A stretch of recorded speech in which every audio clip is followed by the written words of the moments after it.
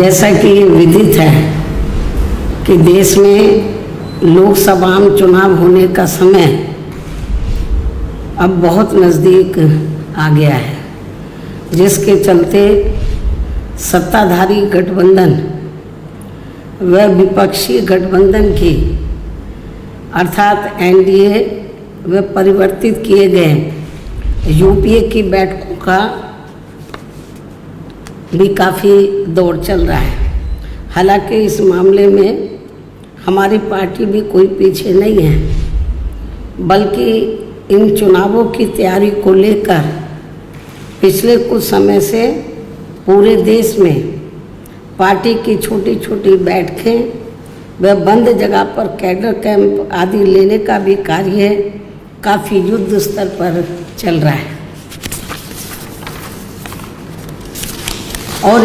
इतना ही नहीं, बल्कि अब एक तरफ सत्ता पक्ष का एनडीए अपनी फिर से पूर्ण बहुमत की सरकार बनाने के लिए अपनी दलीलें दे रहा है, तो वहीं दूसरी तरफ विपक्षी गठबंधन यहाँ सत्ताधारी एनडीए गठबंधन को इस बार चुनाव में मात देने के लिए उनकी नीतियों व कार्यशैली आदि का काफ़ी विरोध कर रहा है, जिसमें बीएसपी भी कोई पीछे नहीं है। जबकि सत्ताधारी पार्टी व विपक्षी पार्टियों के बने गठबंधन के बारे में सच्चाई तो ये है कि यहाँ वर्तमान में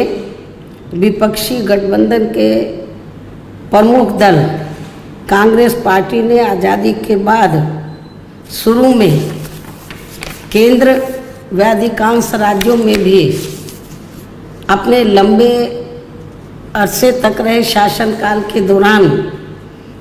अपनी हीन व जातिवादी एवं पूंजीवादी मानसिकता को त्याग कर यदि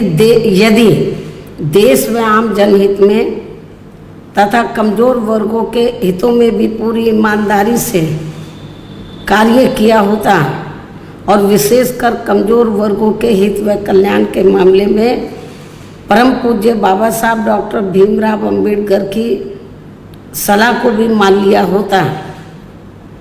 तो फिर ना तो बाबा साहब को अपने कानूनी मंत्री पद से उस समय इस्तीफा देना पड़ता तथा ना ही आगे चलकर कांग्रेस पार्टी को केंद्र व अधिकांश राज्यों की भी सत्ता से बाहर होना पड़ता तथा ना ही फिर कमज़ोर वर्गों के लोगों को मजबूरी में बीएसपी के नाम पर अपनी अलग से राजनीतिक पार्टी बनाने की ज़रूरत पड़ती। और अब ये कांग्रेस पार्टी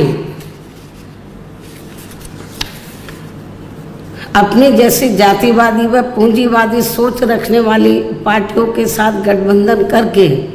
फिर से केंद्र की सत्ता में आने के सपने देख रही है, तो वही सत्ताधारी बीजेपी पार्टी भी पुनः केंद्र की सत्ता में आने के लिए अपनी एनडीए गठबंधन को हर मामले में मजबूत बनाने में लगी है। साथ ही फिर से सत्ता में आने का दावा भी ठोक रही है। ये कह रही है कि इस बार बीजेपी और उनका गठबंधन 300 से ज़्यादा सीटें लाएगा, इसका भी दावा ठोक रही है, जिनकी कथनी व करनी में कांग्रेस पार्टी की तरह ही कोई खास अंतर नज़र नहीं आता है। कहने का तात्पर्य ये है कि अब ये दोनों बने गठबंधन यानी कि एनडीए व परिवर्तित किए गए यूपीए केंद्र की सत्ता में आने के लिए अपने अपने दावे ठोक रहे हैं, जबकि जनता को किए गए इनके वायदे व आश्वासन आदि सत्ता में बने रहने के दौरान अधिकांश खोखले ही साबित हुए हैं। वैसे भी कांग्रेस व बीजेपी एंड कंपनी के बने गठबंधन की अब तक रही सरकार की कार्यशैली यही बताती है कि इनकी नीति, नियत व सोच सर्व समाज में से विशेषकर गरीबों, दलितों, आदिवासियों, पिछड़े वर्गों, मुस्लिम एवं अन्य धार्मिक अल्पसंख्यकों के प्रति लगभग एक जैसी ही रही है, क्योंकि इन्होंने सत्ता में रहकर शुरू से इन वर्गों के मामले में अधिकांश कागजी खाना पूर्ति ही की है तथा ज़मीनी हकीकत में इनके लिए कोई ठोस कार्य नहीं किए हैं। लेकिन जब ये लोग सत्ता से बाहर हो जाते हैं तो तब फिर वे अपने वोट की खातिर इनके हितों में काफ़ी लंबी चौड़ी बातें करते हैं। जैसे कांग्रेस पार्टी का गरीबी हटाओ का व बीजेपी का हर गरीब के खाते में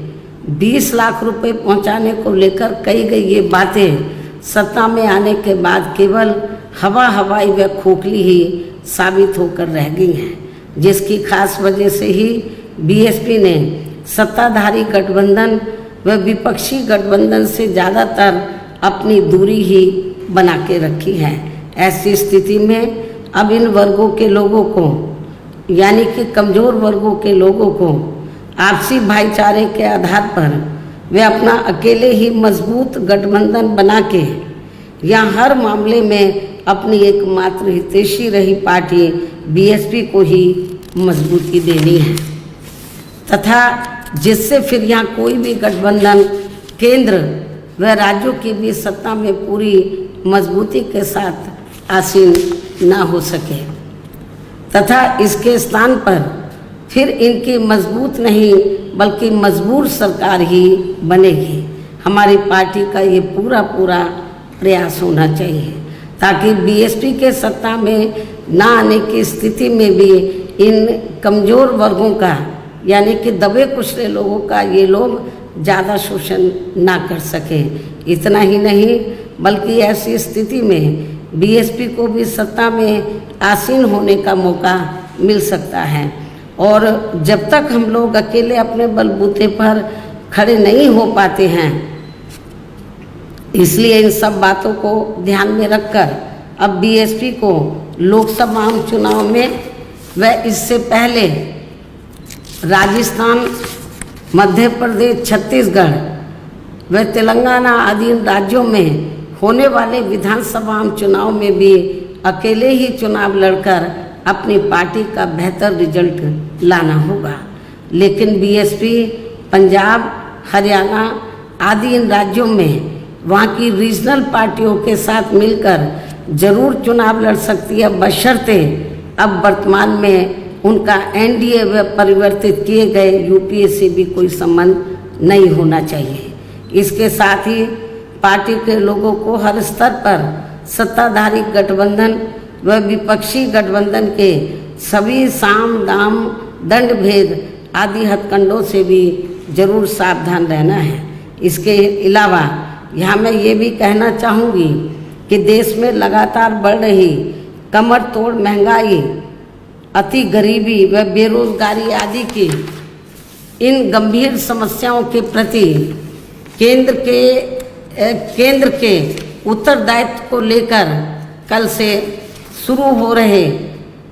संसद के मानसून सत्र में जवाबदेही का लोगों को काफ़ी बेसब्री से इंतजार है। किंतु मणिपुर में जारी चिंतनीय हालात, हिंसा व सुरक्षा ही अब नया मुद्दा बन गया है। किंतु इन समस्याओं के प्रति भाजपा का रवैया अब तक व्यापक जनहित का कम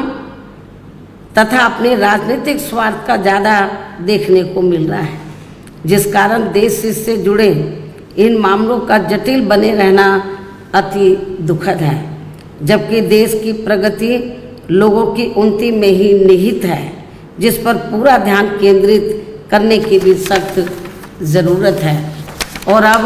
लोकसभा चुनाव से पहले संसद में सरकार व विपक्ष का रवैया तकरार, आरोप प्रत्यारोप व जिम्मेदारी से भागने का नहीं बल्कि इन ज्वलंत जन समस्याओं को दूर करने संबंधी समाधान का होना चाहिए, क्योंकि इस समय समस्त गरीब एवं मेहनतकश जनता का जीवन काफ़ी दुखी व त्रस्त है,